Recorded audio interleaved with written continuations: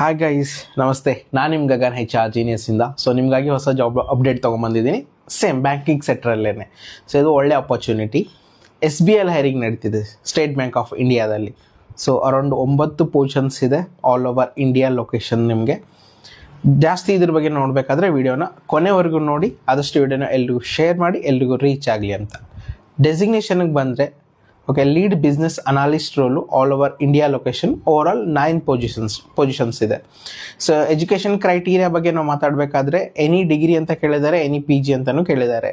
ನೀವು BTech, any ಸ್ನಾತಕೋತ್ತರ ಪದವಿ, BE, BTech, MCA, MSc, MBA ಇವರೆಲ್ಲ ಅಪ್ಲೈ ಮಾಡ್ಬೋದು.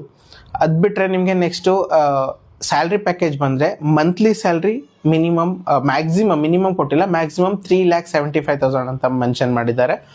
ಸೊ ಏಜ್ ಕ್ರೈಟೀರಿಯಾಗೆ ಬಂದರೆ ಮಿನಿಮಮ್ 30 years ಇರಬೇಕು ಆ್ಯಂಡ್ ಮ್ಯಾಕ್ಸ್ ಅಪ್ ಟು 62 yearsವರೆಗೂ ನೀವು ಏಜ್ ಕ್ರೈಟೀರಿಯಾದವರಲ್ಲಿ ಅಪ್ಲೈ ಮಾಡ್ಬೋದು.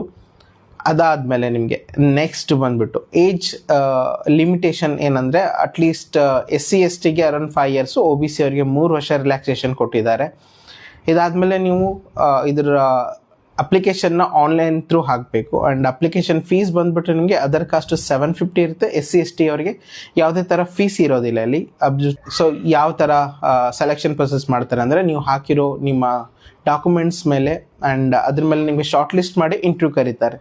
ಸೊ ಇಂಟರ್ವ್ಯೂ ಕ್ಲಿಯರ್ ಮಾಡಿದ್ರೆ ನಿಮಗೆ ಜಾಬ್ ಸಿಗುತ್ತೆ. ಸೊ ಹೆಚ್ಚಿನ ಮಾಹಿತಿಗಾಗಿ ಇಲ್ಲಿ ಕೊಟ್ಟಿರೋ ವೆಬ್ಸೈಟ್ ಇದೆ, SBI ಅಫಿಷಿಯಲ್ ವೆಬ್ಸೈಟು. ಅಲ್ಲಿ ನೀವು ವೆಬ್ಸೈಟ್ಗೆ ವಿಸಿಟ್ ಮಾಡಿ ಅಲ್ಲಿ ಅಪ್ಲಿಕೇಶನ್ನ ಚೆಕ್ ಮಾಡಿ ಲೀಡ್ ಬಿಸ್ನೆಸ್ ಅನಾಲಿಸ್ಟ್ ರೋಲ್ ಮೇಲೆ ಕ್ಲಿಕ್ ಮಾಡಿದ್ರೆ ನಿಮಗೆ ಡೀಟೇಲ್ಸ್ ಬರುತ್ತೆ. ಅದರಲ್ಲಿ ನೀವು ಅದನ್ನು ಚೆಕ್ ಮಾಡಿ ಅಪ್ಲೈ ಮಾಡಿ. And last date next month May 4th ಆಗಿರುತ್ತೆ. May 4 last date. ಸೊ ಬೇಗ ಎಲ್ಲರೂ ಅಪ್ಲೈ ಮಾಡಿ, ಆದಷ್ಟು ವಿಡಿಯೋನ ಎಲ್ರಿಗೂ ಶೇರ್ ಮಾಡಿ, ಎಲ್ರಿಗೂ ರೀಚ್ ಆಗಲಿ ಅಂತ. ನಾನು ನಿಮ್ಗಾಗ thank you so much. Save water, save nature.